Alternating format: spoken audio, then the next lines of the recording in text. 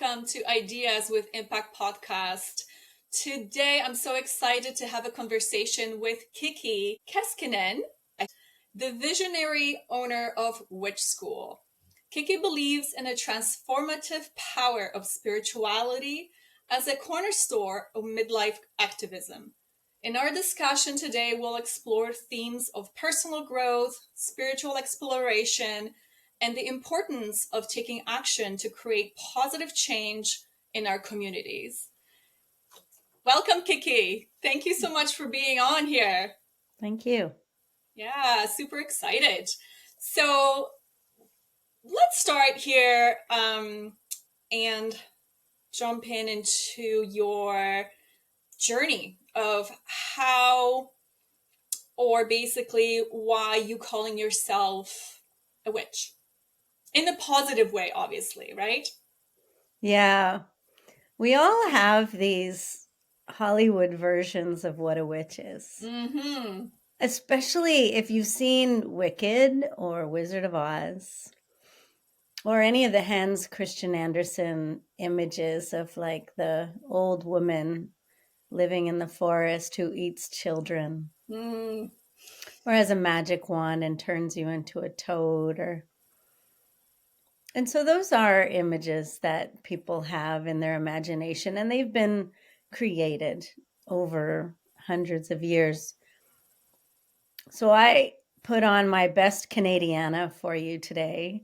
I'm wearing my red toque and my flannel shirt because I love the country that we live in. And we didn't make up those images of witches, with green skin, and they were imported. They were imposed and they stuck, right? So my journey starts like many Gen Xers,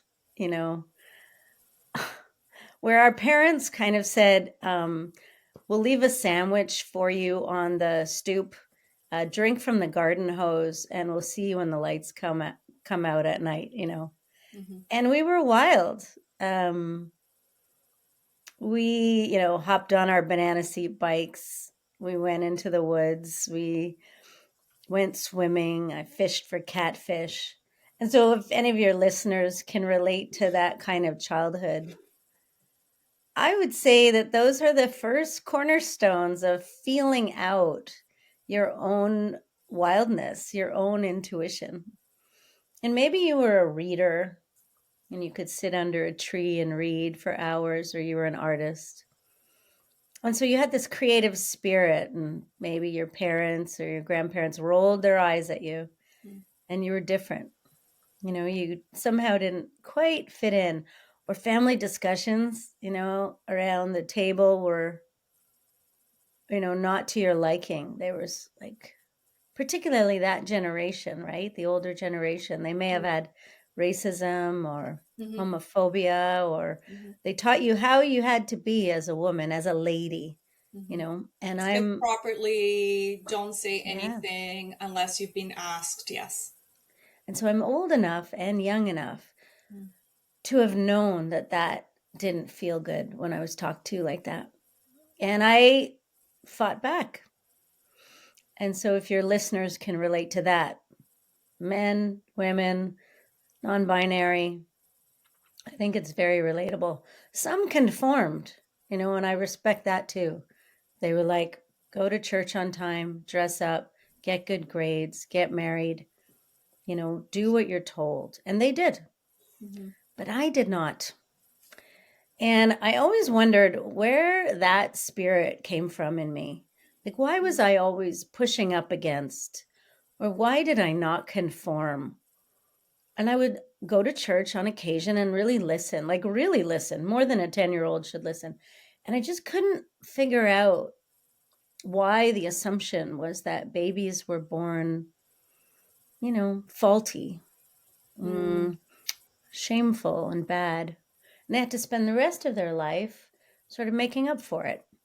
So this is my way of answering your question, is being a witch isn't necessarily coming by it through your lineage or even learning how. It's more a state of being. And when you know that inside of you that the status quo needs shaking up, or you need to be more wild or listen to your intuition more, chances are you relate to witchcraft in its modern form. And I would even agree with archaeologists and anthropologists to say that that spirit has been in us humans forever, and that we have always had a magical quality about us, particularly women who give birth, who bleed between their legs once a month, according to the moons, who connect with the tides and have intuition. I mean, that's a pretty magical quality that I would say the status quo could never quite figure out.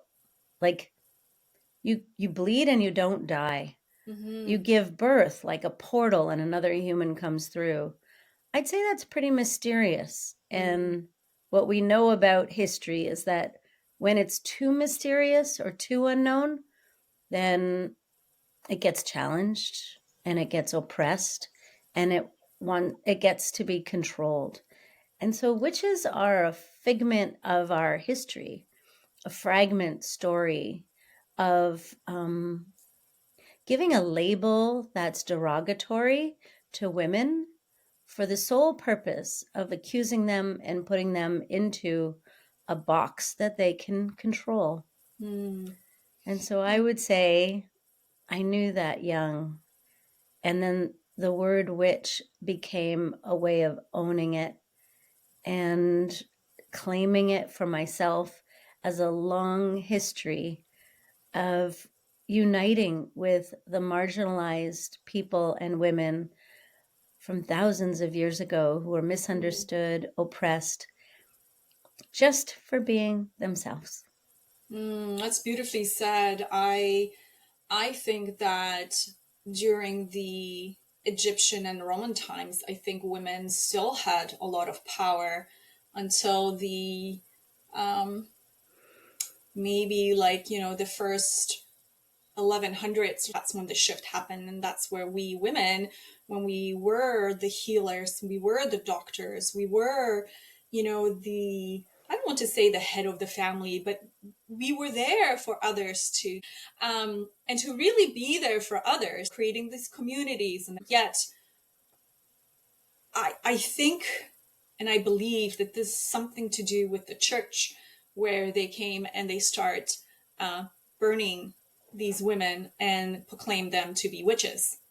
And this could have been just some sort of like a part of us women to suppress us, that we have no power. But I think those times back then, that's what it was created, Yeah. and we lost that feminine Yeah. side. We were afraid. We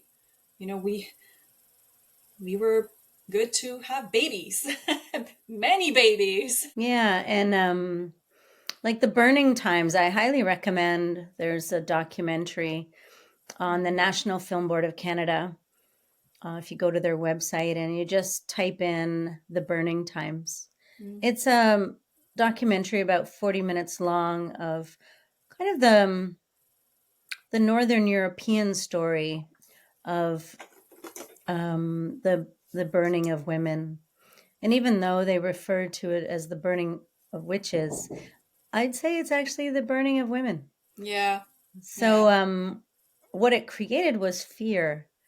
And I think we have some of that now, where if you create enough distraction, enough chaos, and enough examples of being oppressed, then it puts everyone else in line to follow.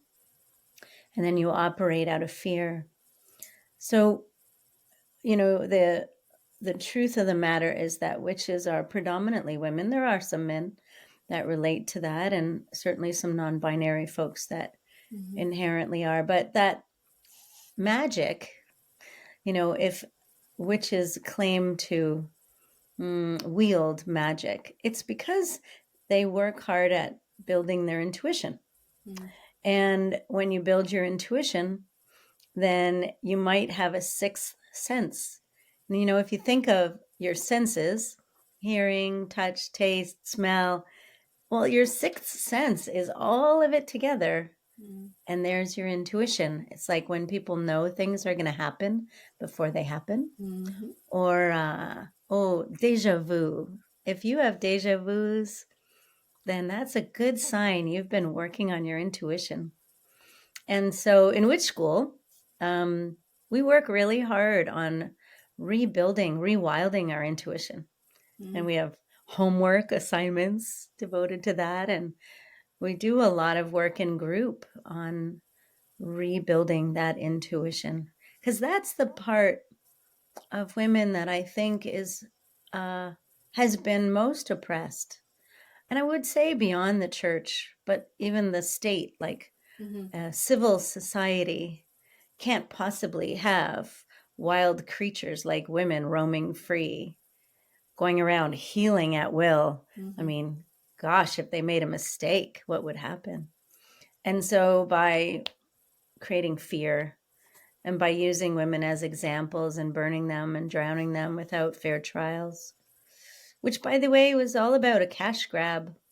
You know, all you had to do was tattle on your neighbor who just lost her husband, who wore black, and who wouldn't sell her land to you or accept your proposal in marriage.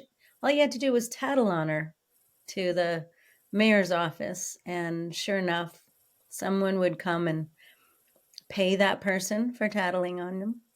And then someone would come and pick that woman up and bring her to jail. And then that person would be paid. And then there'd be a trial and those people were paid. And then if she was accused, she was brought to the village square and tickets were sold.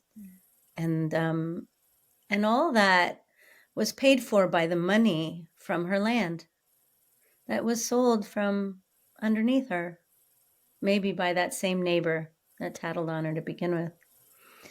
So, you know, I think we have to watch history in order to see how we may be at risk of repetition.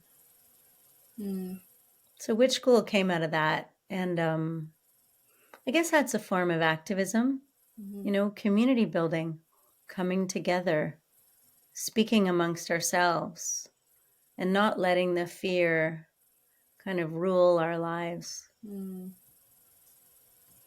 No, community is a big part of not only for women, but you and I, we spoke a little bit earlier about that, even for men, to coming in circle and sharing stories and rising up from, you know, what they've been taught, that they have to be men, they have to be tough. Men don't cry, men don't have emotions, they have to be there strong, which they are, but we women are also that way. But those are beautiful moments where people actually can come together and share these stories and build these communities where you feel so comfortable that no one's going to be judging you because of your experience or because you want to learn something new. Really beautiful to watch. Yeah, it's about 13 women. I mean, men are invited, non-binary are invited, but it's predominantly women that come. And so when we learn about the anthropology and the history of women, we go back to Neolithic, Paleolithic times. We look at ancient artifacts in archaeology, and we piece it together because, you know, there's no written accurate stories of what it was like in nomadic society. We know from indigenous traditions around the world that earth, air, fire, water, in acknowledging those elements, is always part of an indigenous tradition. And so I really encourage women in the class to look at their own lineage and understand not just, you know, what the, you know, the family tree looks like, but go way back, like 1,000 years, and try and understand what did they believe before modern religion took over, or the patriarchy, or this form of civil society made them the way they are. Were there great-grandmothers 5 generations removed, were they healers? Mm-hmm. Were they wise women? Were they gatherers? How did they operate? How did they get to the countries that we now say, oh yeah, I'm of Irish descent? Well, actually, Irish came from Spanish. And, there's all these kinds of nomadic tracks around the world that all root themselves in indigenous land-based traditions. And so I really encourage people to pay attention to what their indigeneity might have been like hundreds of years ago. Because certainly in this country, in Canada, we're all visitors, to the indigenous peoples here. And we arrived on their shores and dropped a flag and said, we're here. Aren't you happy? And they're not. They're like, would have preferred had we remained curious and conscientious and been invited. But no, we took over. And so I think there is a role for understanding that we all feel displaced. And there's not just a land acknowledgement that's required by white folks who landed here or brown folks that immigrated here, but a certain reverence for the indigenous traditions that we arrived into, but also that we had from the lands we came from. And that, in fact, earth, air, fire, water is probably universal amongst all of them. And magical women healing people is also universal around the world in indigenous traditions.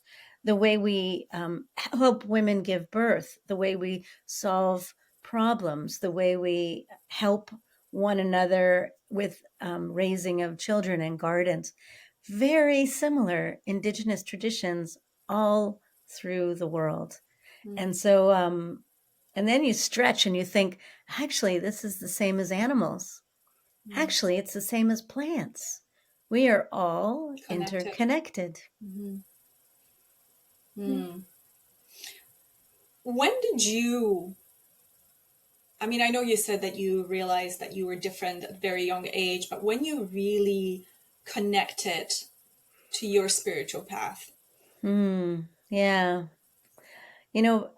I guess it was the early 90s, right? Some of your listeners may be able to relate to kind of this wave of female power that came up. Like, I think of artists like Sarah McLachlan and Tracy Chapman and Indigo Girls, and us young women, we started walking taller, and maybe you went to marches and you started getting involved and realizing like we had a right to our own body autonomy and sovereignty, and we needed to stand up for equal pay. And, that wasn't that long ago, right? It's 30 years ago. So, but at that time, I sat in a circle on a living room floor with about 10 other women, as anyone can do. And I looked around the room and I thought, this is very special and it feels kind of ancient. And we were learning about rituals. And rituals sound spooky to a lot of people, but they're not. If you think about going to a wedding, you always can predict what happens. The woman walks down the aisle, the man is waiting at the altar, kiss the bride, like that's all ritual. And it all came from a pagan tradition called hand fasting, which is pre-Christianity. And so there we were sitting in a circle, like I'm in my 20s, and learning about like what are ceremonies of choice, like how can we make them more special? Like a baby shower. What the heck is that? What about a mothering ceremony where you're entering into mothering and you're showered with grace and appreciation for what you're offering the world, but also what you're leaving behind, a way of life, a kind of innocence, because you're about to walk the threshold of birth, and that's not easy, and you're never the same. So how do we acknowledge this rite of passage, this moment in time? And so we started to build ceremonies for each other. And we did that for about 18 years. And I started, to answer your question, I really started to understand that I was part of something much bigger. And these women, albeit they were older than me, and they're my crones now, like they're elders, I really value what they were trying to teach me, what I learned for myself, but also they put an importance on it. And like every dark moon and full moon, we met no matter what. And well, at about 36 years old, I was adopted when I was a baby, Summer of Love, 1967. All the teenagers were doing it. And so my birth mom, was in Montreal and their abortions were not legal. And she said, I'm going to have this one. And she didn't have any children after that, but she had the courage to have me. And so she put me up for adoption, as was the right thing to do when you're a teenager and you don't have any other choices. I wish she did, but she didn't. And anyway, she wrote on the files that I could reach out to her and we could meet one day or we could speak one day. And so at 36 years old, I reached out and I wanted to meet my birth mom. And I met her on my birthday. So that was really special. I flew out to Vancouver. And there we were walking on the seawall, our first day meeting. And she says to me, and this is after I'd had, probably 14 years of women's circles together with women that are 20 years older than me.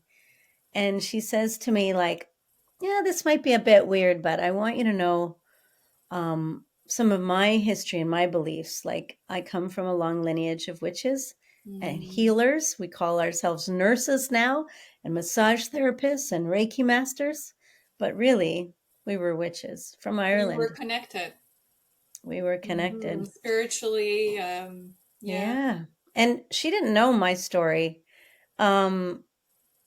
And so she started singing some kind of beautiful witchy songs that I knew by heart. And there we were, singing in harmony. Neither of us had known the backstory behind those songs, but that's when I really knew. Fast forward 20 years later, and I'm the founder of Witch School, and we have students across the country. And so I definitely like to tell that story because it does speak to the kind of nature-nurture component of it. But I think there is probably some genetic disposition in all women who had foremothers in their lives or aunties in their lives that had large effects on their intuition, their belief system, their understanding of healing powers or activism or making change when there's unfairness. And if you feel courageous about it, you call yourself a witch or a shaman, or, you give it a name. priestess, but really, goddess, whatever you want to call it. You give it a name. It doesn't really matter. But you give it a name and you honor your ancestors by doing so. And you make it special because it is. We didn't get oppressed. We didn't get pushed down. We're rising. We stand up. Yeah, I have, because I come from Eastern Europe, that has been suppressed quite a bit. And I know because my grandmother, my mom's mom, even though she was very religious, she was still a medicine woman where she would collect certain herbs, dry up certain herbs. And whenever we were sick, she would make these teas and different kinds of syrups and things like that. And that was a way for her to share her knowledge and everything with us. And I remember as a kid, hanging out on this big tree, that she was just like in love with that tree. She's like, don't touch these branches. Don't do anything with this. Is my tree. Yeah. Yeah, so I remember a lot of these moments, growing her own garden. And even though she was quite sick later on, she would still love to be in her garden, connecting with the earth and Mm-hmm. feeding the family in a way, right? So Yeah. I think I have that from her quite a bit because I remember those moments as a Yeah. child. Yeah. And those moments are, universal with a Mm. lot of our grandmothers or great grandmothers, where if you think back to your childhood, you saw your grandmother do really unique things. Hmm. I think if your listeners ever wanted to write you back on, like, well, what were some of the things your grandmothers did that seemed kind of witchy, right? Like in your case, she may have made syrups or teas that were special for coughs or asthma or feeling better or falling asleep, and even Hmm. today, like I'm drinking this green juice, right? It has ginger and celery and avocado. And I'm thinking to myself, right, that's our modern tonic. And these are all things that were considered spooky, Hmm. were considered mistrusting. The laying of hands, massage therapy, or Yeah. Reiki, that was used by grandmothers and great grandmothers, but all in secret. And I can think of some of my Italian friends, and they refer to their grandmothers as strega, Mm. the Stregeria belief system. Yeah. That is the wise women of the village. They wouldn't call themselves witches, but they'd call themselves Strega. Mm. You're speaking of Eastern Europe, so you would have the Baba Yaga. Yeah. And there's so many of these historical stories that have been vilified and they've been mistrusted. The Hmm. evil eye, right? Hmm. The evil eye. Hmm. If you Another wonderful thing your audience could write you about is, what are some of the superstitions? Mm. The word superstition is so Yeah. strange. It's like, what are some of the superstitions that they have in their family that got passed down? Originally, those superstitions were meant to be positive. Like, you would put a ribbon on a tree, and you Yeah. would make a wish, right? Yeah. And that tree would go through the winter season, and in the spring your wish would come true. And eventually you would walk into a forest and you'd see a tree and it had all the ribbons on it, and you'd be scared of that tree. Oh no, but actually it's just filled with wishes. Hmm. So we've been programmed, to fear these special things that are meant to bring positivity and hope in our lives. I call it magic, Yeah, just simple magic. yeah, I mean, yeah. my daughter, again, I'm going to bring up my daughter. I love my daughter so much. She's going to be 18, and I know she's connected quite a bit, but for the longest time, she would believe in fairies. And we would just let her because we were like, you know what? Even though she's 11 and 12 and she believes in that stuff, we're like, it's okay. Why would we as parents, shush her or tell her not to? It was her way of expressing herself, and she would love going in the forest and sit on a tree. She would have that special tree on this um, evergreen. It was big. I think it's about over 100 years old tree, and she would climb up, the uh, tree up, and she would look up, and she's like, "Mommy, there's this little hole in this tree." She's like, "These fairies, I believe they live there." And it was just the most incredible thing. Like, I asked her today, I'm like, "So do you think there's fairies?" And she's like, "Mom, come on now." But it's okay. Like, she's going through her own process right now of whatever it is. But I just find it so beautiful that Yeah. she believed in that for such a long time. And even in when she went to elementary, teachers would say that she would be very imaginary. Like, her imagination was wild. She's like, we've never dealt with children who had such a wild imagination. And it was so beautiful to hear that because I wanted her to express in that way. And feel the energy of the earth or connecting with whoever she could have connected with, which was totally okay with me. So yeah, it was Yeah. magical. And if we look at just fairies, right? Just Mhm. fairies alone. And we know, like, eye roll. You believe in fairies, but how are they any different than angels? Mm. They really have maybe a different look, but that's our artistic mind that packages them up. Mhm.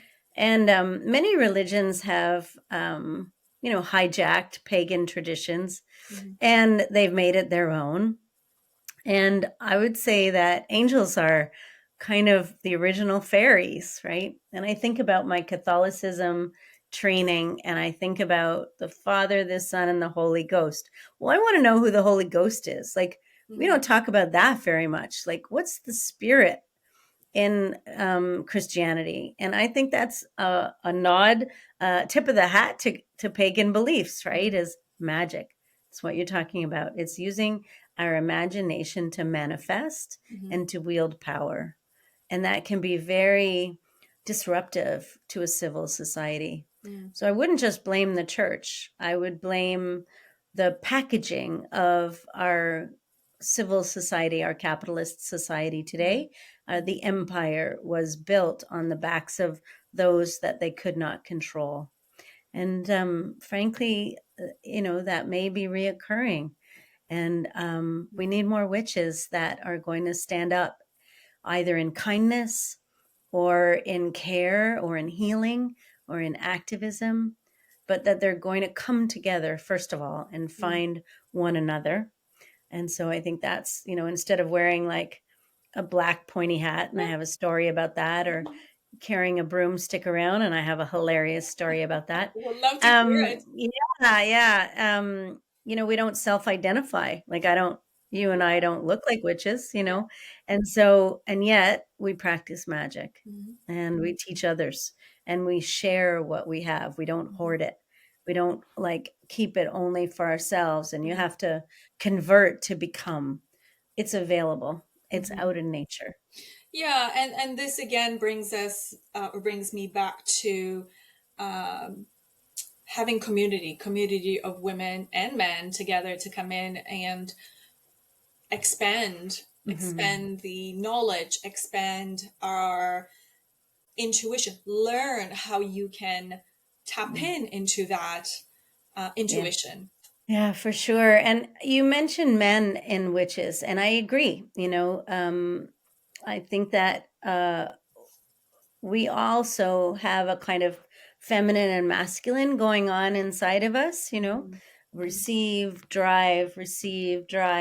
And, men do too. And even though their outsides might have these bits and parts, they may very well have like a strong internal feminine dialogue that is nurturing and has healing qualities. And they just want to like wake that up. And so they often will, um, we probably had 5 men and maybe 5 non-binary folks that join witch school out of 400, and they get a sense of like, right, my inner feminine dialogue, if that's what we want to call it, is more awake, is more open. Mhm. And I have a different way of looking at a problem with a new solution. Like you said, you have these kind of polarized views sometimes, and you need to quiet one down and make one louder, and maybe the one you're making louder is the no. And I often say to witches, the first thing that happens is, it's great to figure out no, right? Like just no, no, no, no, no. Because then you start noticing, I have some commonalities, and then you have knowing, and you get more confident in your knowing. Mhm. But instead of a whole bunch of yes, yes, yes, yes, yes, sometimes it's easier to be like, no, I don't like that. No, I don't want that. Mhm. And that's one way to build intuition, is to figure out what you're a strong no at. Mhm. And then you start realizing, I guess I have a lot that I know about, and I have a self-awareness and a knowing. And then you can move from that into your yes. Mm. Yes, and that also teaches you your own boundaries. Because you're right, if you say yes to everything, that's not good either.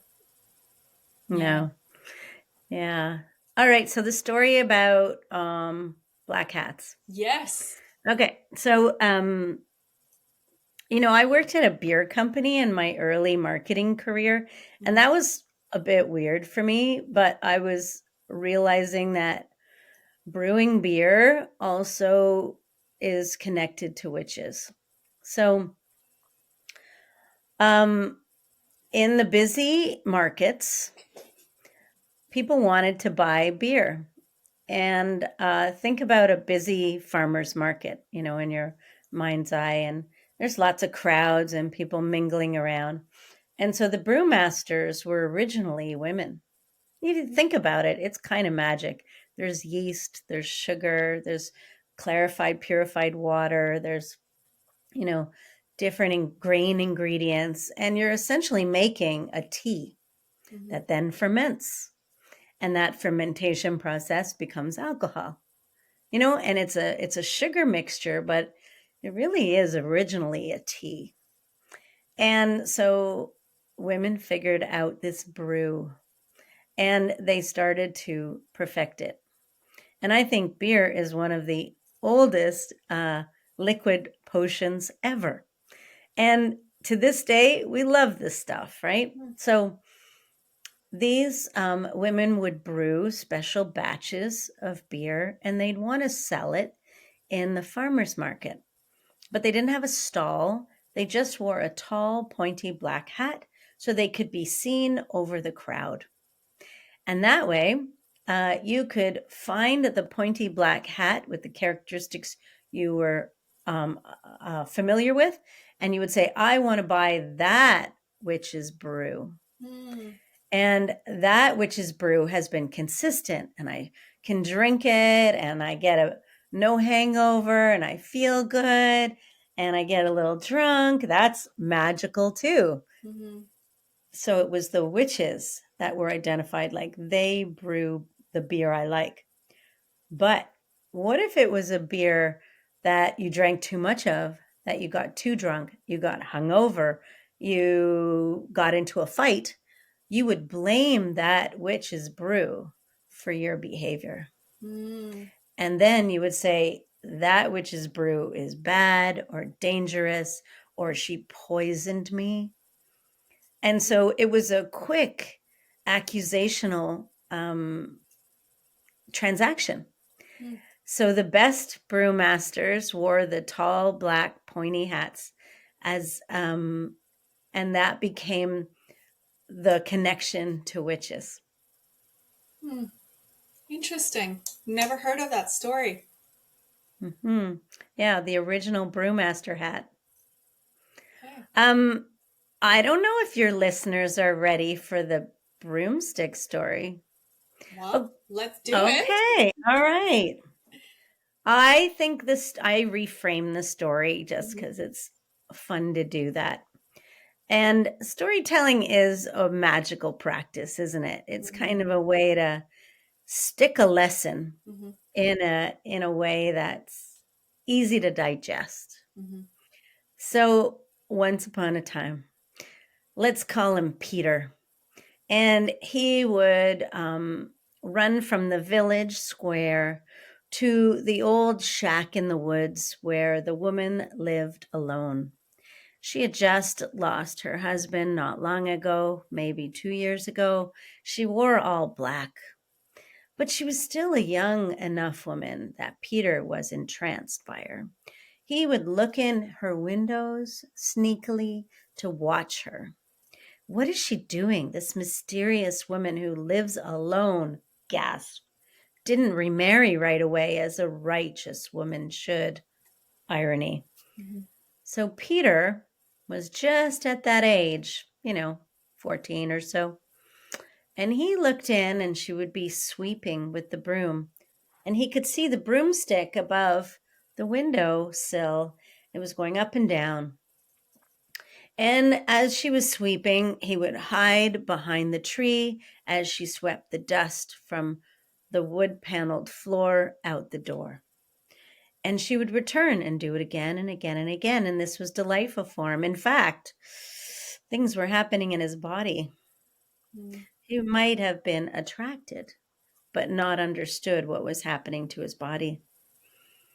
And he got closer and closer as he started to see her laugh and cackle with her head flung in the air and laughing loudly. And he was like, what is she? So he got closer and closer. And he saw the broomstick between her legs.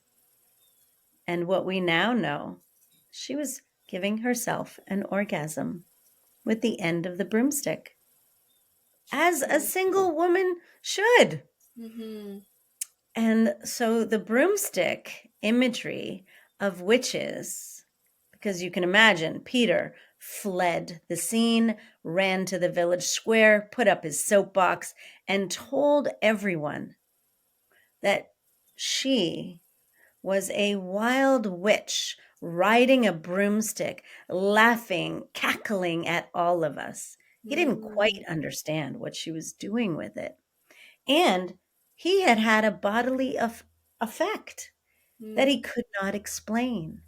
And so she must have cast an evil spell on him.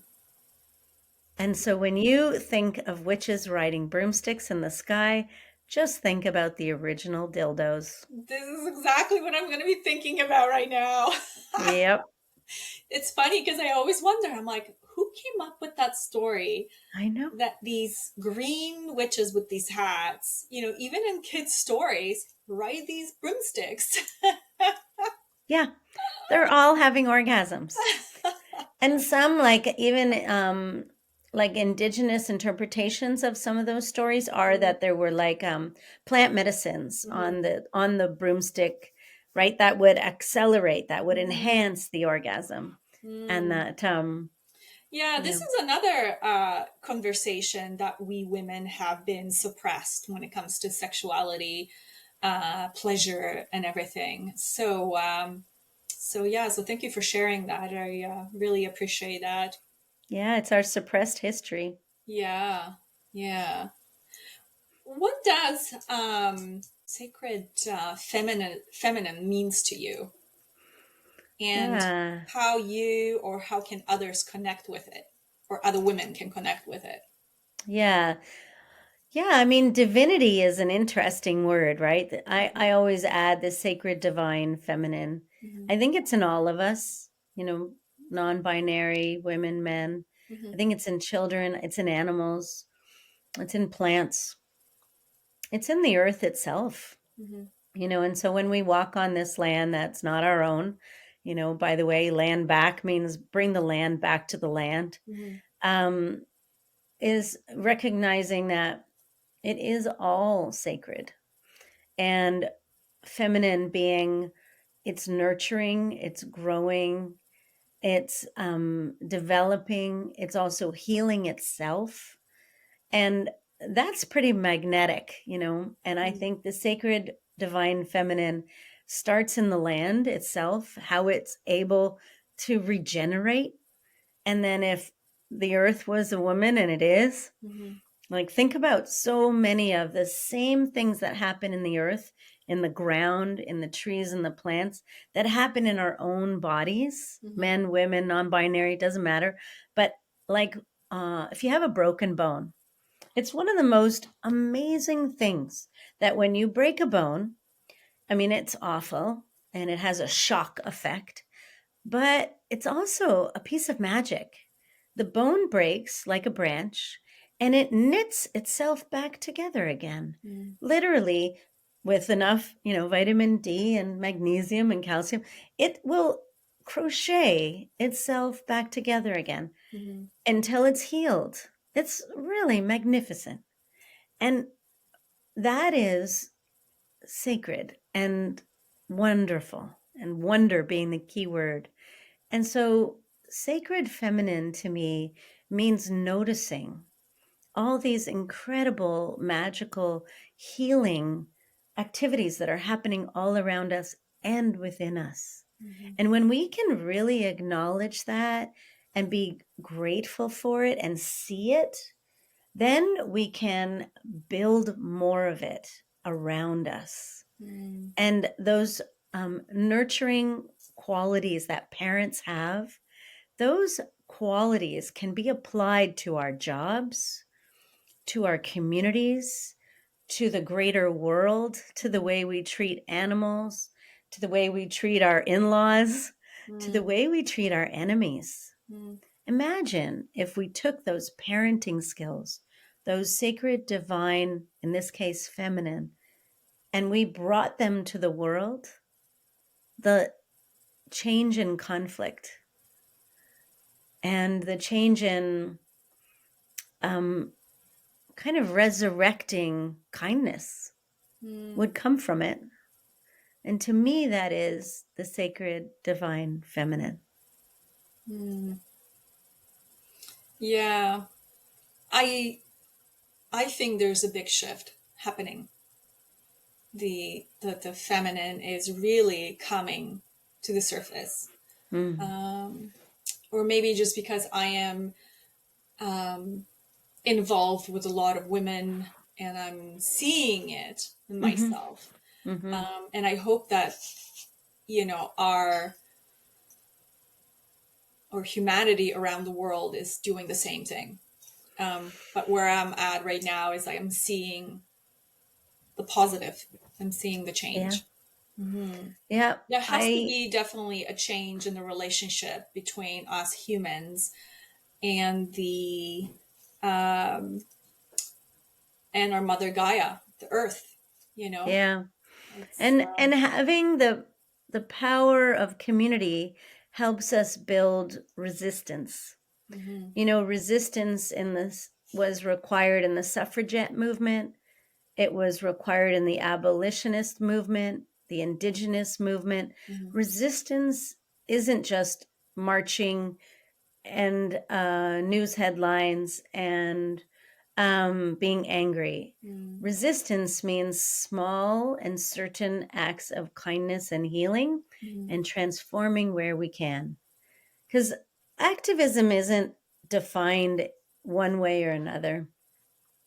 Activism happens each day, each argument that you resolve, each conflict between two people that you can help facilitate a good, healing end, self-care, care of your community, and teaching children. I think those are activists' mandates today. You mentioned self-care. How would you define self-care in a way? Yeah, that's a big one. It is, because I'm like tired of oh, isn't it nice to take a hot bath with candles? I'm like eye rolly about that. I'm like, that's base level what we should all just naturally do as part of normal life. Like spas and baths and massages, seeing healers, that's like base. I don't even think of that as self-care anymore. Self-care is like a little more work. It's like how to go from meditation to trance. Because trance builds up your third eye, your intuition. And it's that place between awake and sleep where you are thinking of nothing, not even mindfulness. And you rest in a way where your mind is gone to sleep, but you are awake. And in that trance state, to answer your question, self-care example, trance. In that trance state, you're giving yourself a long-term gift of building that intuitive muscle that kind of lives in the back of our head, makes our head feel heavy when we're in trance. And it's going to serve us really well down the road, but it's also going to serve our families and the people around us.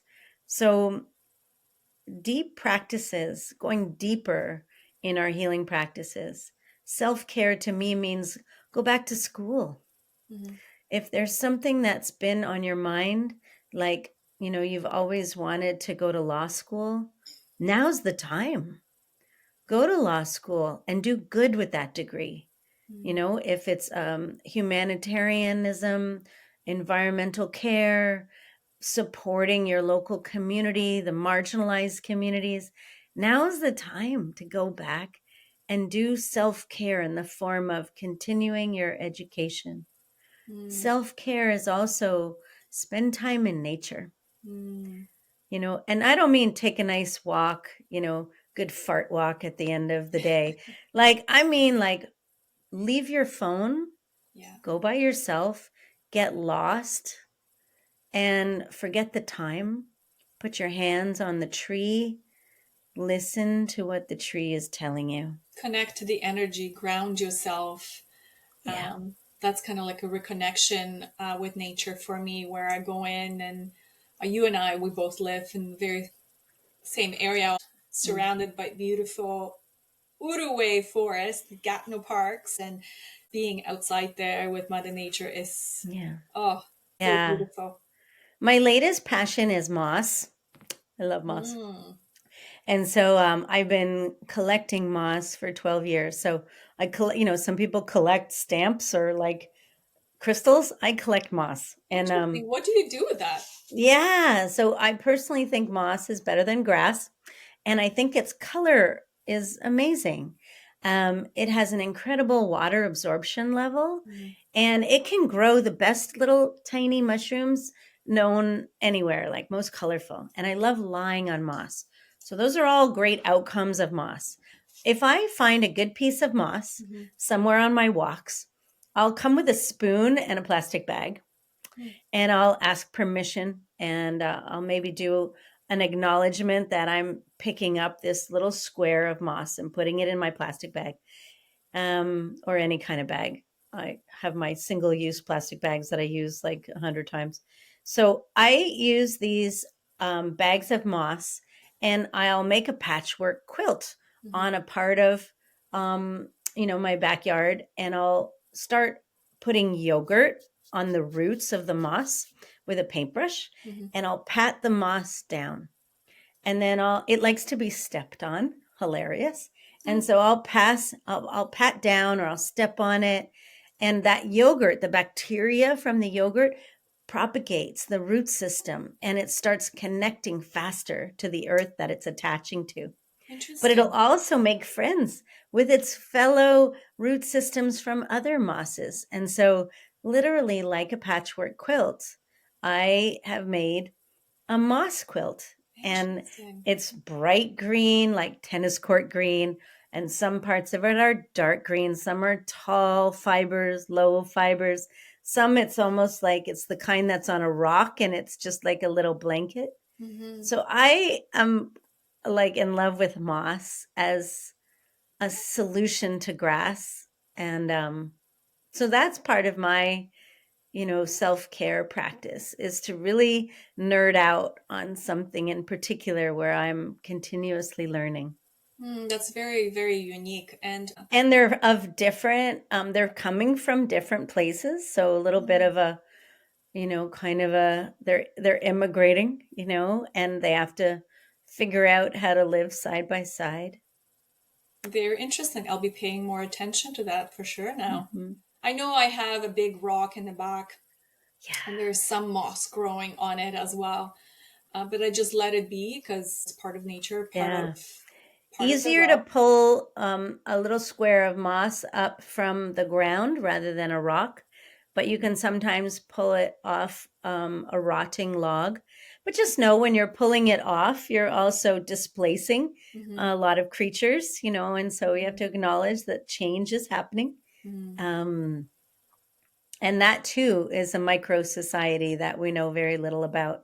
So I do it sparingly, but I do love it. And do you just plant that around your property where the moss just grows? Yeah, sometimes I plant it in a ground quilt so that I have a special spot by my witch's shack, because I have my own, you know, all these garden shacks that people buy so that they can put their gardening equipment. Mine, I converted to a witch's shack. It's where I make my herbal mixtures. It's where I dry flowers. It's where I sit in trance state. And frankly, it's also where I do a lot of witch school work from. So I have a table and chair in there and a window. And so around that witch's shack is my patchwork moss quilt. Hmm. Can you share a little bit more about your school? So if anyone's Mm, interested, sure. how your program works, how can people connect with you? Yeah. How long is the I mean, program? I just love witch school. Like it's my passion, my life passion project. Mhm. I mean, I do other things too. I teach at university. I'm a coach in private practice, but and I do voice work. You and I have talked about that. Mhm. My ability to put people to sleep. I hope I didn't put your audience to sleep, but I do guided visualizations, and I use my hypnotherapy techniques like EMDR, and Mhm. I help people fall asleep. It's an amazing skill I have. But Witch School is a delight. So it's 13 students that enroll, and they fill out an interview form because I do like to curate the classroom. Mhm. And it's $2,300 for 11 months of the program. It's very intensive. There's Mhm. homework. It's really ideal for women and men in the middle of their lives. Like the kids are growing, Mhm. they don't need you as much. Work is, on that retirement edge. Maybe you're freshly divorced or you're thinking about it. Mhm. That's kind of the best time to enroll in witch school because Mhm. for 11 months, you're going to have 12 women on your team who you don't have to be best friends with afterwards or during. You're learning together, but you're focusing on magic Mhm. and turning on more magic in your life and how to access that. The first semester is anthropology and history of witches, and it's like it's scholarly, and it's documentaries and PowerPoints. And then the second semester is hands-on learning. So you learn the basics of tarot, runes, shape shifting, herbal magic, how to cast spells, how to host and officiate rituals and Mhm. ceremonies, but also, some of the basics like how to manage a circle. So Mhm. if you always imagined, I want to lead circles, that's fantastic, but you have to learn how Mhm. because disruptions happen and eruptions happen Mhm. amongst women. And so that needs a process and a technique. And so I have 9 teachers that come in and teach their area of speciality. Okay. And then the third semester is 5 months long, and it's all about leadership. And I call it like the MBA for witches. Mhm. Like it's like a leadership training. Mhm. And what do you want to do with these magical skills, this magical life? Mhm. So women come up with a statement for themselves. And it always starts with the words, I am, Mhm. as if it already Powerful happened. word. Very Yeah, right? powerful. Mhm. So that's semester 3. And by the end of the 11 months, you've pretty much gone through a heck of a transformational change. And so if you think back to like, who's this ideal for? Mhm. You're going through it with these other classmates, and there's sharing, there's confidentiality, there's brave spaces. We Mhm. cannot guarantee safety all the time, but brave spaces. But there's an incredible discipline and structure to entering witch school. And then coming out of it, you have a large community of alumni that are all sort of waiting to dance with you, waiting Mhm. to dance and spiral dance and circle, to drum around a campfire, to meet in person in whatever province you're in, whatever Mhm. state you're in. Guarantee there's witch school alumni that want to meet with you. So Mhm. that's kind of the community building side of my life. I just think it's one of the best things. Countless. You can check on like Witch School Canada is on all the platforms. Mhm. Check it out. See if it's for you. It's not for everybody, and that's pretty apparent in the intake interview. And so I spend 20 minutes with each Mhm. prospective student to make sure, like, are we on the same? Are we a fit? Are we on the Mhm. same page? Is this going to be good for you? Mhm. Yeah. What is your vision for the future of the witch community? Yeah, I mean, I think growing community, even for yourself. Mhm. So when you come out of witch school, you've got some new skills, and you've got peers. And so what are you going to do with it? And I think that's where it gets exciting. You start building small groups around you, and you put importance in these intergenerational groups where, it's older women, younger women, but we all grow together. And we're growing in different areas and in different ways. But by sitting in a circle in a non-hierarchical style, just like our indigenous foremothers and the indigenous women of the land that we're residing on, we can really listen and be present for one another rather than advice or fixing. We can just be present. And just that alone is my goal for Witch School. That's beautiful. Thank you so much for sharing. You're welcome. Would you like to share any final thoughts with the audience? Yeah, well, I'm really delighted to be on your podcast. I've really enjoyed it, and I recommend being a guest on this podcast to anyone. I do feel like there's an opportunity for all of us to take these kinds of podcasts and not just listen to them on our drive home, but to take it in and take action from it. And, like reading a good book, a podcast isn't just a quick listen, it's a call to action. And so I invite your listeners, like, what do you want to do with this one great life? Ask that question. Yeah, it's important to ask that question. Yeah. Well, Kiki, thank you so much for your wisdom and your sharing. Really appreciate that. Yeah, such a pleasure. I will definitely attach all your information at the bottom of the show notes. So everything's going to be there. Okay. Thank you so much, Aleksandra. You're welcome. Thank you. Bye.